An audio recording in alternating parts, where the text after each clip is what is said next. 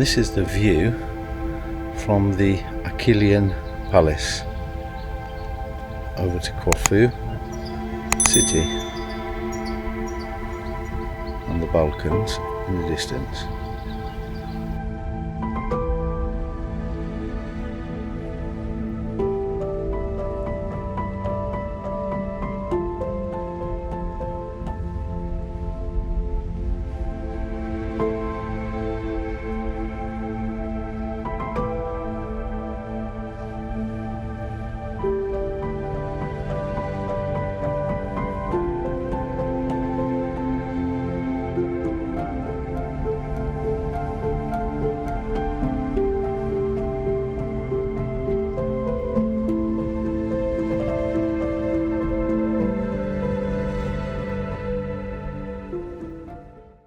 This is a statue of Dying Achilles, and there you can see the arrow in his heel. Achilles' heel.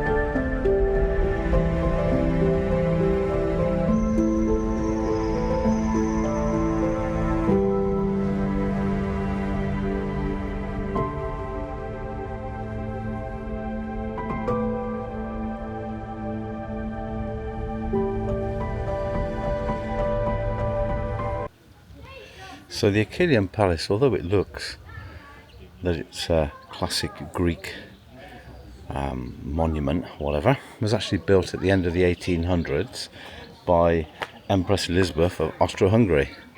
This was her favourite place to come for holidays. Very shortly after, it was then used by the Kaiser Wilhelm, and then they decided in Europe to start the First World War, which put everything into a shambles, and they basically messed everything up.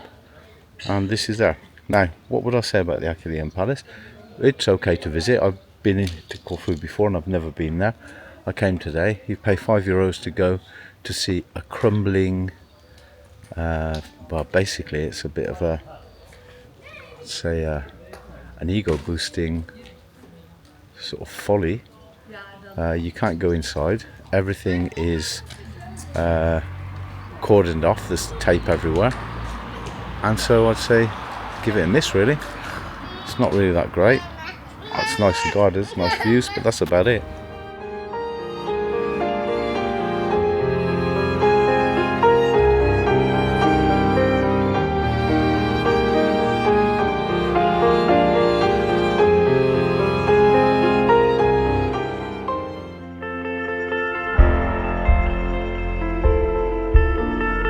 I love walking anyway, but on Corfu it's absolutely fabulous because you get to see these views which are absolutely, it just blows your mind, and it's all the way around. I'm in the northwest of the island at the moment, and there is Angelokastro. Let's go and have a look through the break in the trees. And they say this place was unassailable, and if you look at it from here, you've got to sort of agree, haven't you, that I don't think there's much would be able to assail that. In fact, that's a better view of Angelokastro, and it's right on top. I guess I've got to climb up there because this looks like the end of the road, so it was just as well park my car. I'm about 500 metres away, I guess, and to get down here was like a mega hassle. Mind you, back through the village it's just about wide enough to get a wheelbarrow through, so I've got to go through that after. Anyway, let's go and have a look at Angelokastro, and apparently there's a 360 view of the island as well from there. So it looks like the tourist bus stop here, and this is the view from here. and I guess we'll have even a better view by the time we get to the top. It dates apparently from 1267 Angelokastro, and it was built as used as a refuge for the locals from the Turks and the Genovese who kept attacking it, and also kept an eye on the routes, the maritime routes to Italy. There you go, Angelokastro. And as you can see, the steps keep going on, and we got to get up to there. Oh no. I think it'll be worth it though. We'll see. Not far now, he said. It's only realised you shouldn't have had the chips with that kebab at lunchtime. But I've just seen a guy struggling his way down in a pair of Santiago's. That's a challenge. Here you're all saying, you've come all this way for a pile of stones. Yeah, but there's also this mega view, which I'll just show you now. So, this is the view from the castle. I'm not even at the top yet. How about that?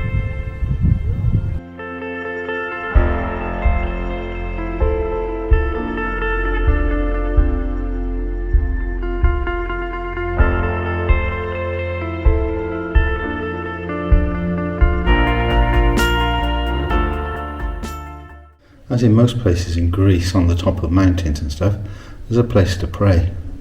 This one's like dead simple, but you could pray there if you wanted.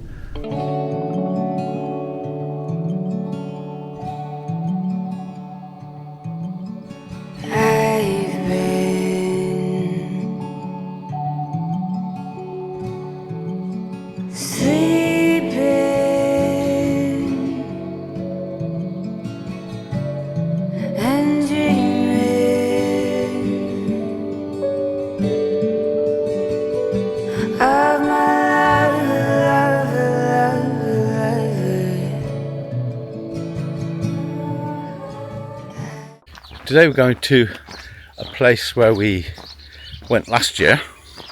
It's an abandoned monastery of the Blessed Virgin, and this time I'm going to try and find another place which is close to it, which is Cape Aspodistos or something like this, but I'll tell you the real name afterwards. Anyway, so off for a hike of a couple of kilometres up a bit of a hill, and we come to the sea eventually, and apparently there's a sign now, it says there's a beach. We'll see. Anyway, now on the way up to this monastery there's loads of olive groves. Now look at the size of this olive tree, but it's over 1,000 years old. And I know some of the olive trees here were planted by the Venetians. Gives you sort of an idea of how old it is. These olive trees are absolutely huge. Again, in the tradition of strange Greek signs, in the middle of nowhere we've got a sign saying caution children crossing. Don't know whether this is wild children or tame children, but anyway, I'll watch out for these kids crossing. And I came here about a year ago, just over a year ago, and it was towards the end of the day, and this is what freaked me out a little bit. I'm going through this pretty deep forest, deep and dark forest, and I'm not putting it on, it's real true. You can see it from the sun side, the other side it's all pretty darkish. Just a request, if I get mauled and eaten alive by a bear or something, can somebody please upload this to YouTube, and then everybody please posthumously follow NowToulouse. Now if I don't get eaten by a bear or whatever, can you sign up, subscribe and follow NowToulouse? Anyway, was this prohibited to get in the forest between 8 o'clock at night and 7 o'clock in the morning? I mean, what happens? Something happens there. But anyway, I didn't die, so let's hope that today, being as it's after 7 o'clock, I don't today. So let's go, let's continue. Up to the monastery and to the cape is quite good. Okay, it's a bit up and down, but it's pretty good. So the trail up to the monastery is nice to walk on. Some people take the car up, don't see the point, but there you go. But if you've got any mobility problems, maybe it's a little bit difficult. And it's very quiet. A little path off of the main path that I think goes to the cape, and we'll see. We'll follow it down. It's a bit smaller than the other one, but still doable. And we'll see what's at the end. And I think I know what's at the end. I think it's absolutely amazing. A couple of signs on the way which help you, and some of them have got QR codes on them. So we know we're going to Asprokavos Cape. Let's keep going because it's getting a little bit more shady, but I don't think we've got to wait long to get to where we want to get to. And apparently there's a bench there. So we're coming to the end of Cape Asprokavos, and here it is. Oh, wow. Here is Asprokavos Cape, and as you can see, there's absolutely no protection. There's a sheer drop there of God knows how many meters, but it's absolutely delightful. I'm going to go around to the other side, and this is the view from Asprokavos Cape. Wow, it's fabulous.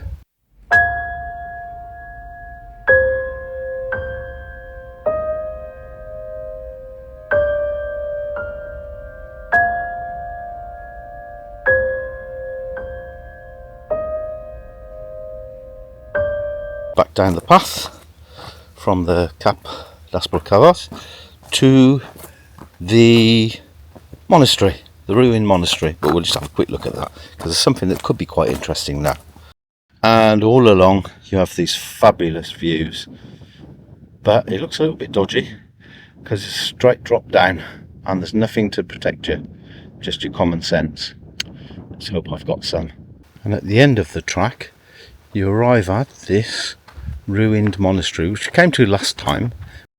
Monks were here from 1700 up until 1920 when they left. So it's just over 100 years ago, and it's fallen into a bit of rack and ruin, but it's still here. Can you imagine? I bet this path wasn't here. I bet they had to go right the way through the forest. And as you'll see with a lot of monasteries in Greece and especially, well, in Corfu as well, a lot of the monasteries are built right at the end of civilization, if you like. This is the southernmost part of Corfu, and you'll see some in other places. They're right out of the way. Very, very difficult to get to. They just want some peace and quiet. Look at that beautiful, beautiful, clear azure water. Turquoise, maybe, I don't know. But it's absolutely gorgeous. It's fabulous. I tell you, spend an hour up here, it's like spending a day at the psychologist's. Does your head good. Fabulous. As you can see, most of the places it's a track and it just ends up straight down. Boom. So just be careful.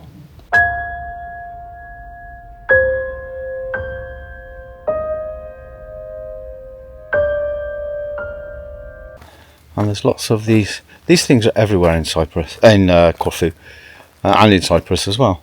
But these things where they have candles, and sometimes you see money in them and all sorts of stuff like this. And then over here you've got a little place, I don't know what it is, but there's some icons. There's like a goblet of sorts, and there's a clock, and it's not the right time. But you have this stuff everywhere. This is just a little cave type thing. Very, very religious country. You could sort of imagine going into this place in its day. I wouldn't imagine they'd have too many visitors. You can just go through up the steps and through the building, and there it is. It has some sort of eerie feeling about it, but like an eerie peacefulness.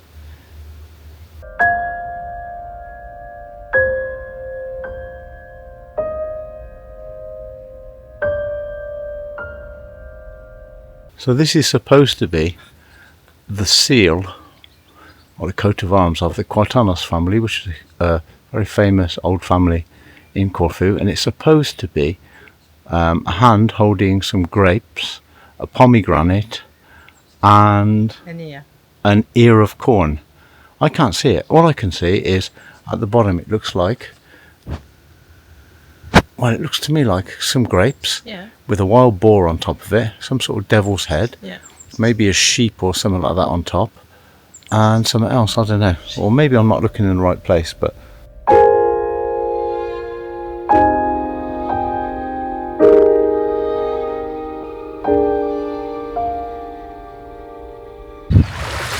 and this is Bucharest. We'll go to a restaurant, probably just have an aperitif with some little meze type stuff, but we'll see. A little restaurant just over there, we'll try it. And that over there, what you can see, is Albania. This looks absolutely fabulous, those mountains.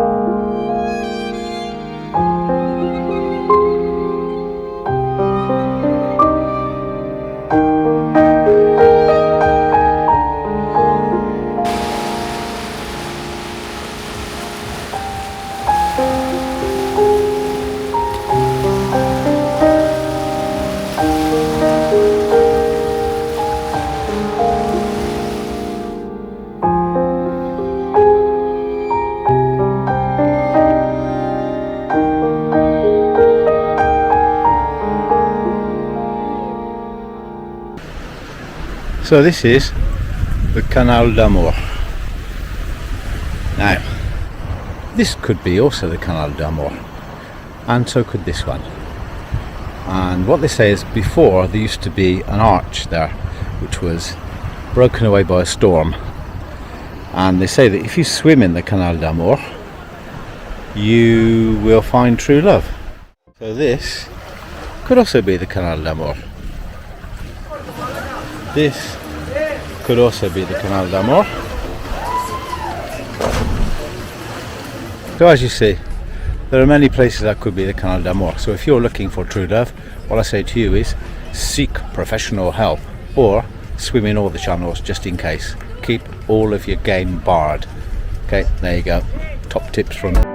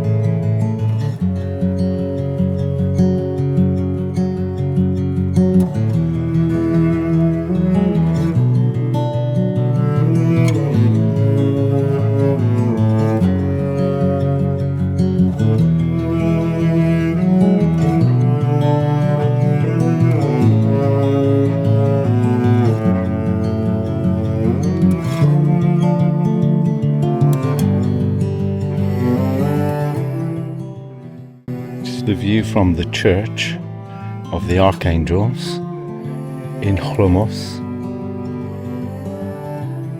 That in the distance, I think, is Albania. So I read that this village was abandoned in the 60s when people moved towards the coast because of tourism, some more jobs and stuff. and then it became re-inhabited. So this is quite a lively village now. I mean, you can see there's a few wrecks of houses, but some of them are being done up. And I mean, there's a view to die for. Look at that, right the way across to Albania. It's a beautiful blue sea, absolutely gorgeous.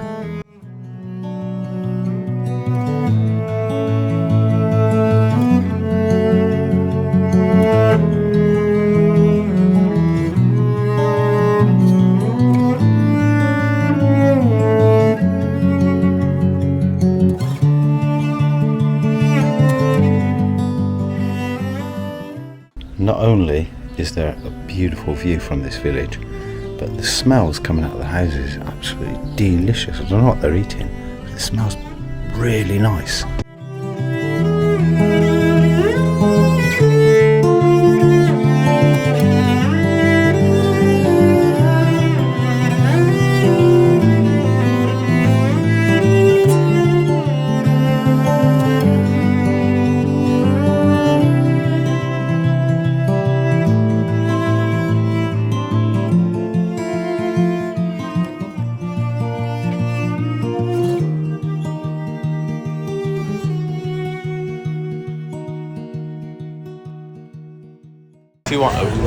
If you want a really good meal in Corfu town, this is the place to go.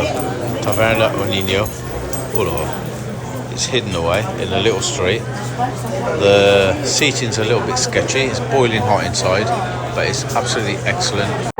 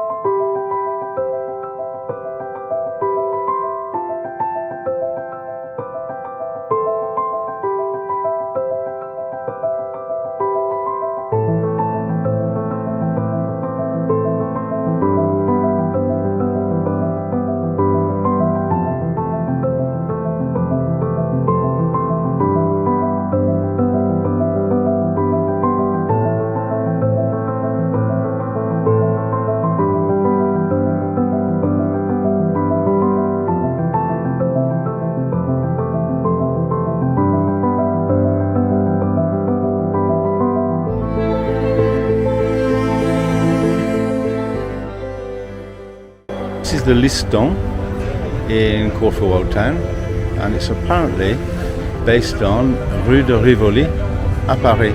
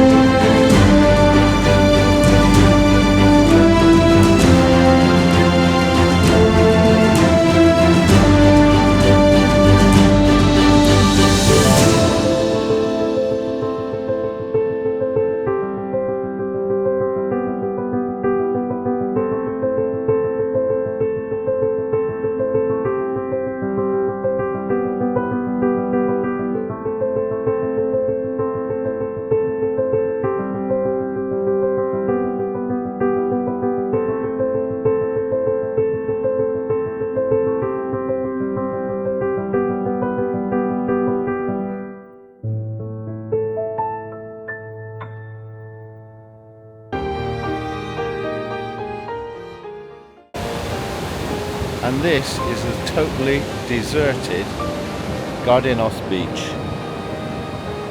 It's a sandy beach. Today the Mediterranean's looking a little bit like the Atlantic,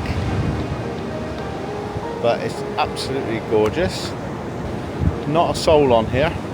It's very warm, and I came here last year, just over a year ago, and it was exactly the same. I don't think this place gets very full, which is absolutely brilliant. It's a secret place. Shh.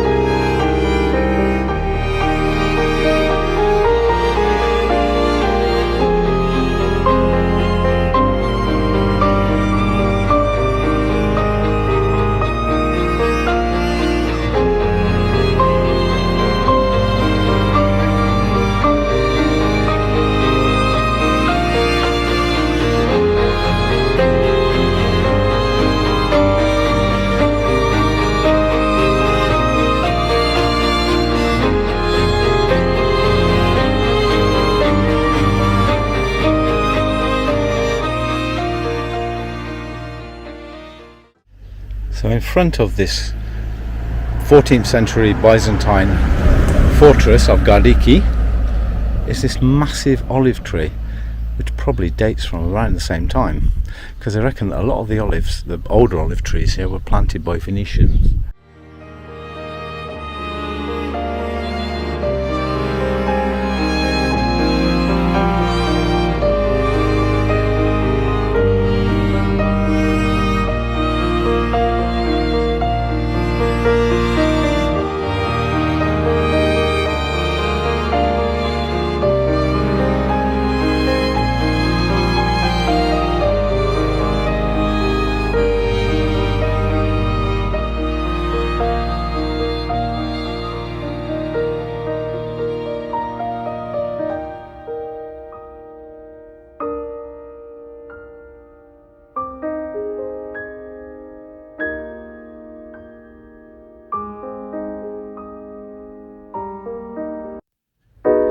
This is the Kaiser's seat, and he was actually here.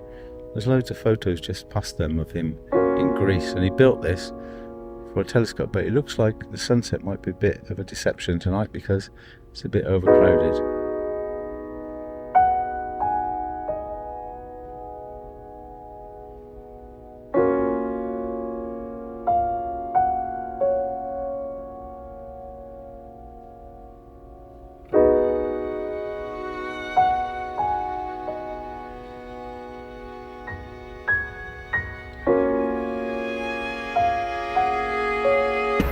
And this is just before Cassiope.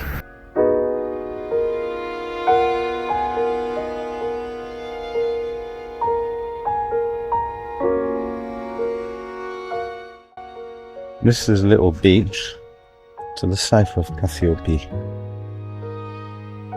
Beautiful backdrop of the mountains. This is the port of Cassiope on the northeast of the island. And then over here you've got beautiful hills, mountains, whatever you want to call them.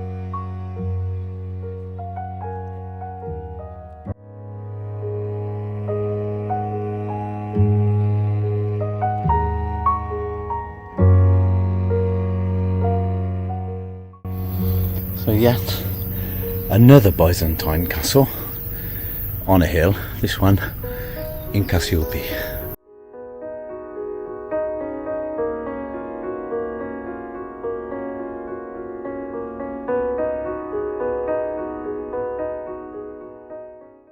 lacks a bit of information. I mean, we don't know much about it. I'll put some on the video. And also, people were responsible for their litter.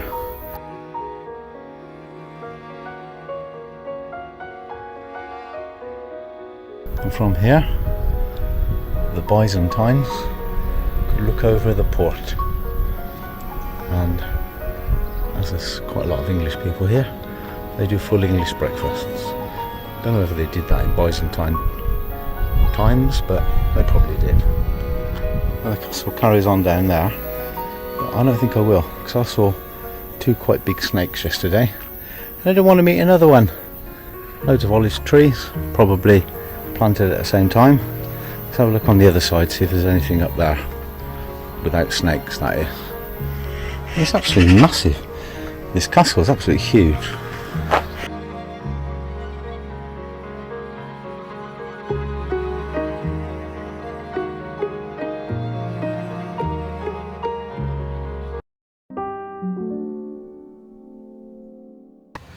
And this is Corfu freshwater lake, which apparently down there's some pelicans and flamingos. We're going to go along the top there, which is a little tiny strip of land between the sea and the lake. So if you're looking to get away from the crowds on Corfu and you're looking for a big beach, sandy, this is Halikunas beach. It's just by the saltwater lake, freshwater lake it is, sorry, yeah, which you'll see on this video as well. But that's one way on the beach down there, very few people, and it goes for, I think it's nearly 3 kilometers long. And then the other side, let's go there, and this is the other side of the beach. As you can see, there's a couple of people up there, not that many. And apparently it's very good for the sunset here as well. It's a good place to be for the sunset.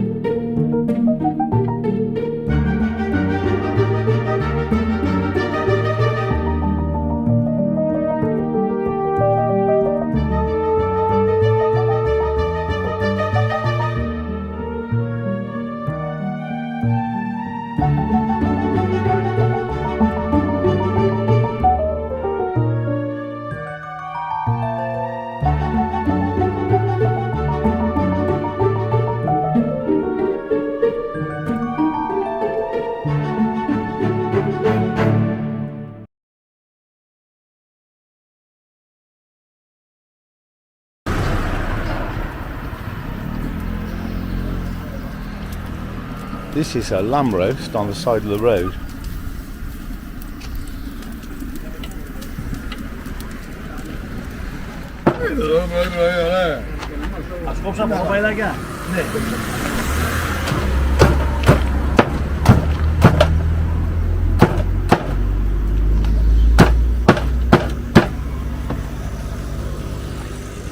English? Deutsch. Wissen Sie, was für ein Fest das hier ist? Was? Hier ist es.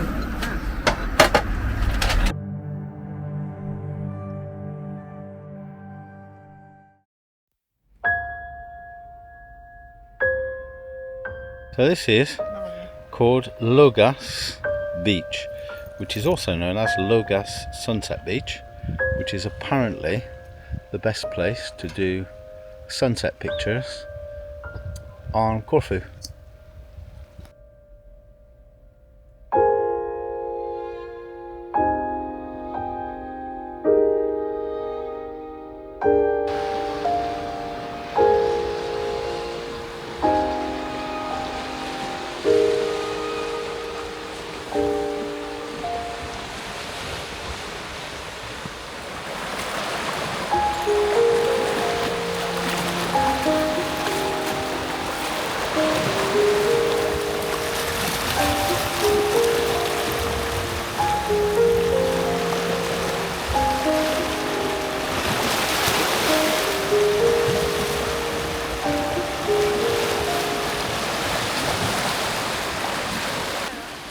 If you're coming to this sunset beach, be really careful because it's such a dodgy way down and virtually all of the planks are broken, so you really take your life in your own hands. Just be careful, kids. This is the planking down to the sunset beach, and I kid you not, it is mega dodgy, so just be careful if you come down here.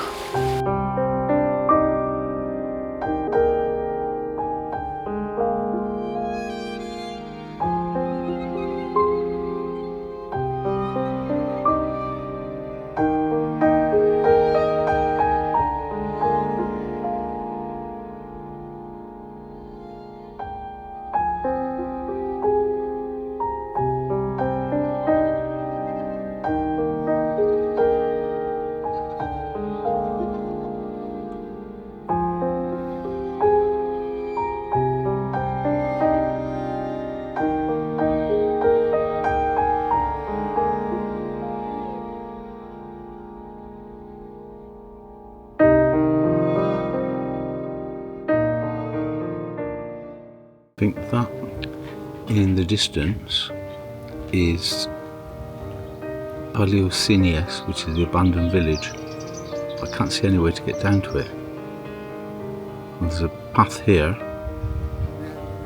but the other side there's a path and it's got a cross on it which says that it's not being used anymore, and plus there's big bank of low cloud coming in, so I'm not really sure whether we'll be able to get down in time or even to see anything when we are there.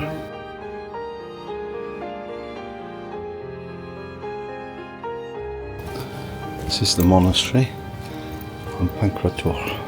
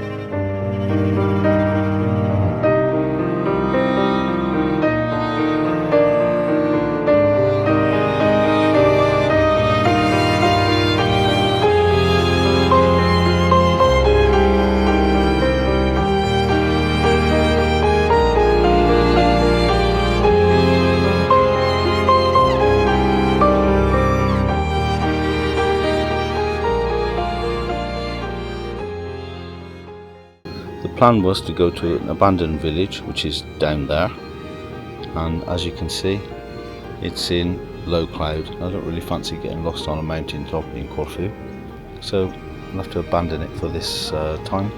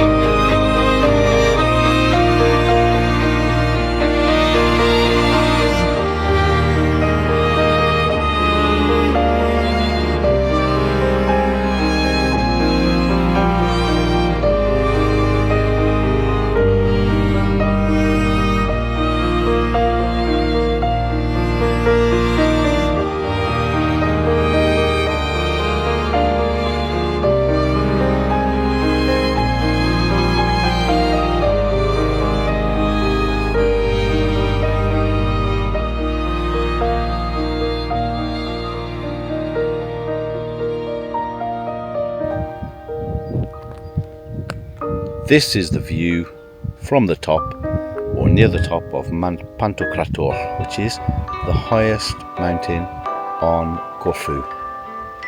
And after the rain, it's turned out nice again.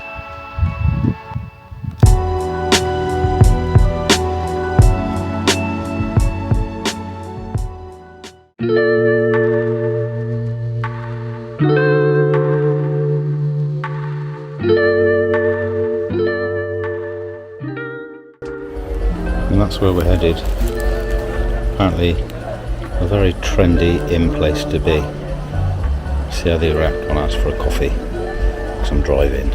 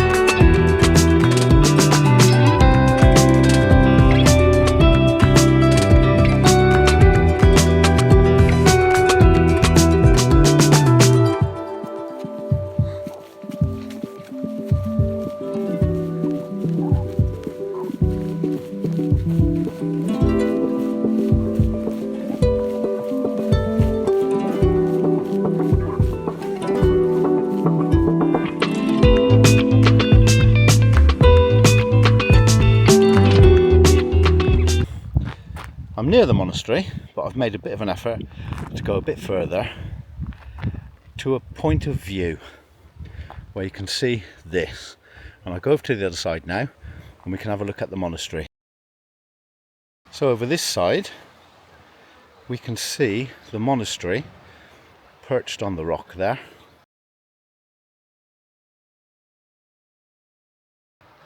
But what a fabulous viewpoint it is here. So we've just come up from Angelokastro, where there's a few people around. It's at the season, so it's not that many.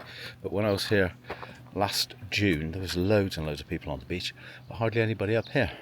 And we've just gone a little bit further up to the viewpoint over the monastery, and it really is worth doing. And what I would say is, do a couple of 100 meters away from the crowds and you'll find these amazing places. Well worth it.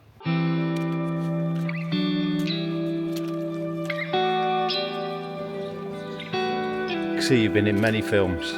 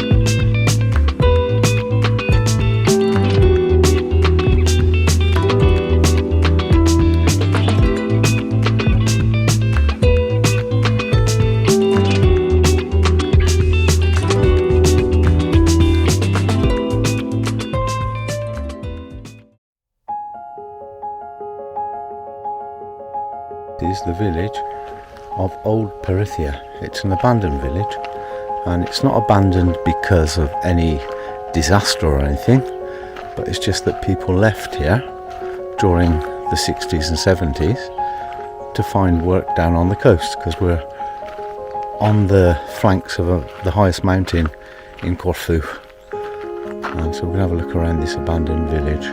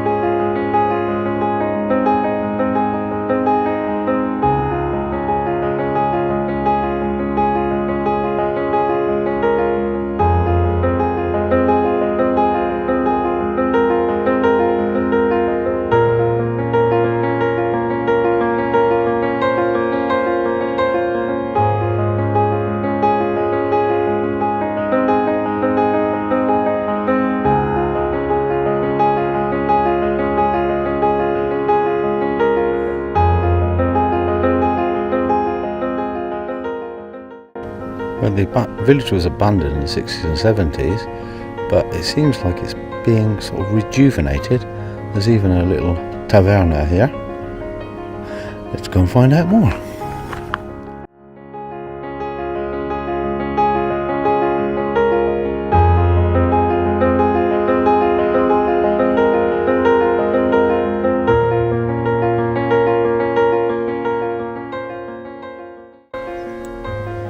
looks like some of the houses were quite grand, in fact.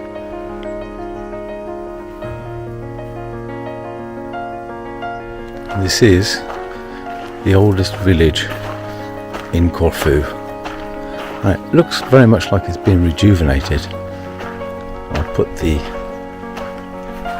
date of the village up on the video later, but as you can see, right on the slopes of the mountain, and most of the places are empty, although there's a lot that are being restored and people are coming back by the looks of it, probably holiday homes or something like this. But yeah, it's a pretty amazing place. It's funny because there's sort of a peaceful quiet about it. There's bees and insects everywhere. And I've been to a village in southern India that was abandoned, but due to a disaster, which was a tsunami, and it didn't feel the same as here. This feels really peaceful.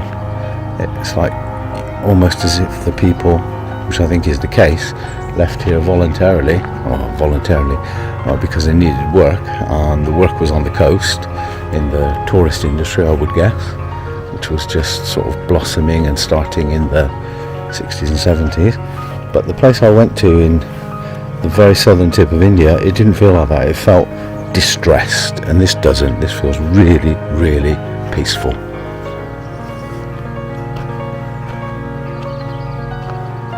And if you look at the windows, they look quite well made. They're not little village hovels or whatever. They're quite big houses, and you can still see around some of the old olive trees that were obviously used and exploited during the time. But it's been sort of calmly and sympathetically returned to nature. I think it's nature that's returned here. But very, very, very nice little place, and a must when you're on Corfu to come here.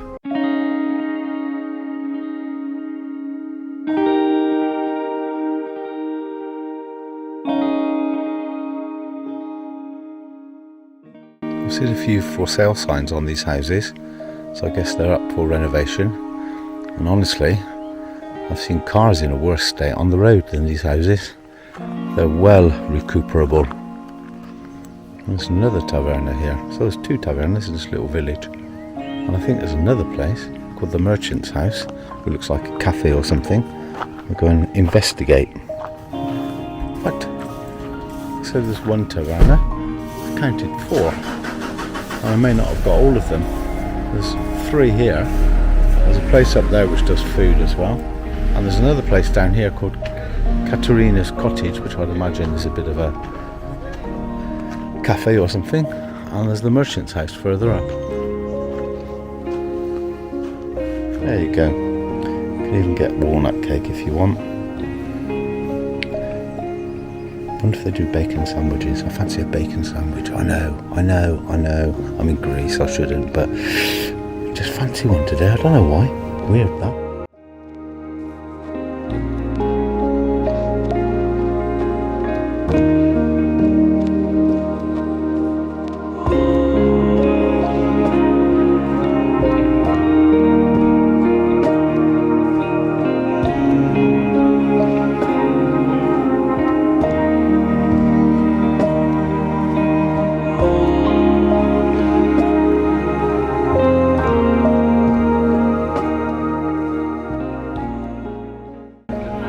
This is the Merchant's House, which is a fabulous guest house in Old Perithia.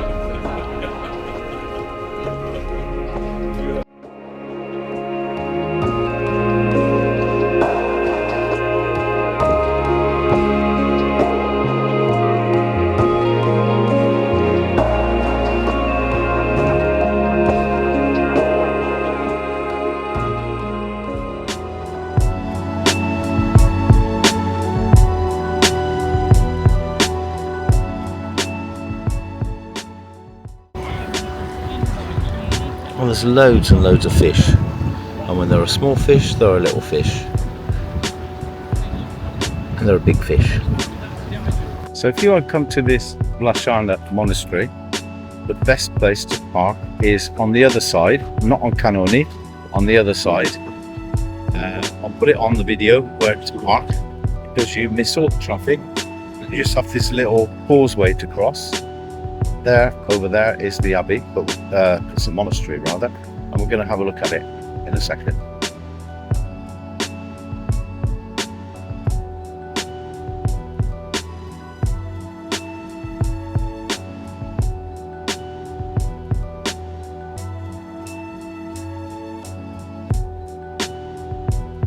And here is the famous Lush Abbey in Canoni, which is just near Corfu city in Corfu. And over there, as we saw earlier, is Mouse Island, which we may go on a boat and see in a second.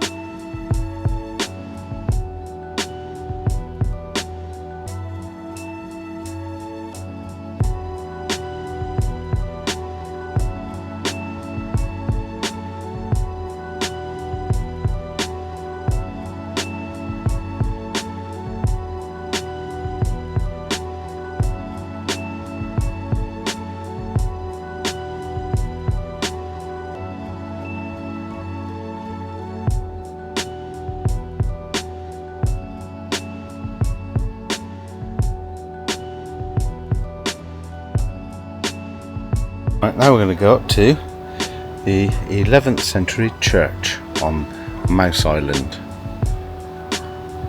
So this is the 11th century monastery on Mouse Island.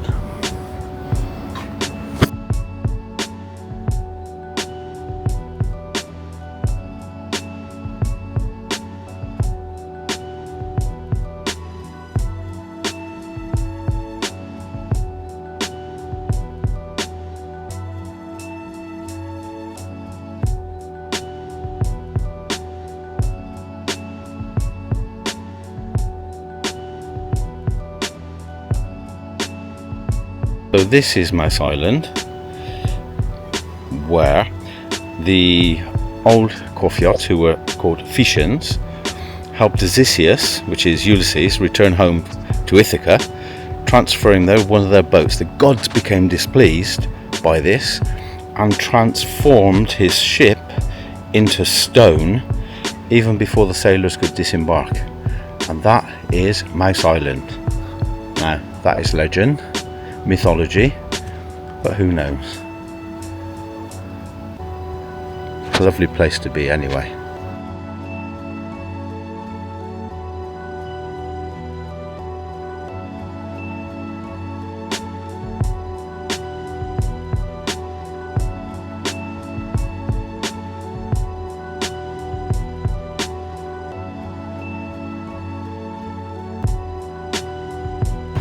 This is the view from Mouse Island. It's well worth coming actually for the view and for the little tiny boat trip. It costs €3 from Vlacherna in the port near Canoni. Well, it's worth coming across. It's really quiet. There's only a monastery here, and there's a little cafe and a souvenir shop, which is probably well overpriced, but it's a lovely little view. It's a great place.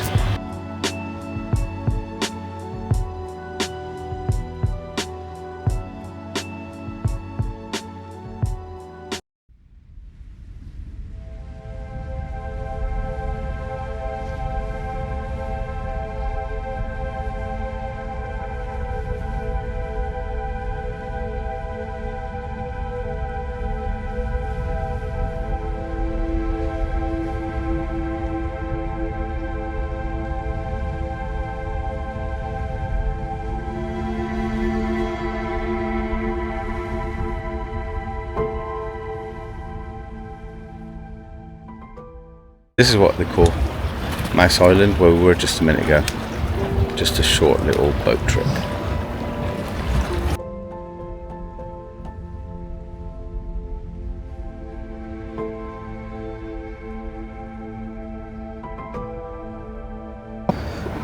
This is a place for ducks to sleep on Vlacherna. And why not? Yeah. The rest of them are. That's Vlacherna. And over here is a little causeway. Like I said, we parked on the other side, so towards the left, which avoids all the traffic, and also the parking in Canoni, which is not quite difficult because coaches park there. And you see these people waiting on the causeway. They're waiting to take a video or photo of aeroplanes as they land, because they land just the other side. Climbing these steps from Vlacherna up to Canoni for the view of Vlacherna, which we'll see in a couple of seconds.